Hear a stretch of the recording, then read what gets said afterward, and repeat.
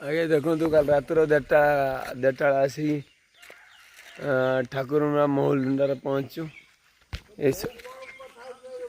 ଏଇ ସକାଳୁ ସକାଳୁ ଏଇ ମହୁଲୁଣ୍ଡା ଏଇଟା କି ଜାଗା लो ମହୁଲଡିଆ ହାଟ ଦେଖନ୍ତୁ ପାହାଡ଼ ଉପରେ ଠାକୁର ମୁଣ୍ଡା ପଛକୁ ଠାକୁର ମୁଣ୍ଡା 12 କିଲୋମିଟର ପଛକୁ ଆମେ କାଲି ରାତିରେ ଆସିକି ପହଞ୍ଚିନୁ 1:40 ଆସିକି ପହଞ୍ଚିକି ସେ ଆମର ବାବାଙ୍କ ମଠ ଆମର ହେଉଛି ବଜରଙ୍ଗୀ ବାଲିଙ୍କ ତାଙ୍କ ସ୍ଥାନରେ ସେଠି ସ୍ଥାନ କରିଛନ୍ତି।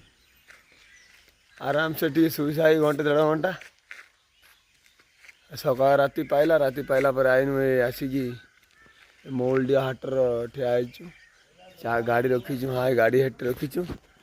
ଗାଡ଼ି ହେଠି ଚା ଟିକେ ହେଉଛି ଚା ଫା କରିକି ଯିମୁ। ଏଇଟା ହେଉଛି ମହୁଲୁଣ୍ଡା ହାଟ।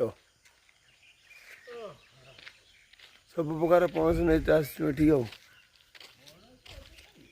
ପଣସ ଯିମୁ ଗଛ କତିକି ଯାଇକି ଇଏ କରିମୁ।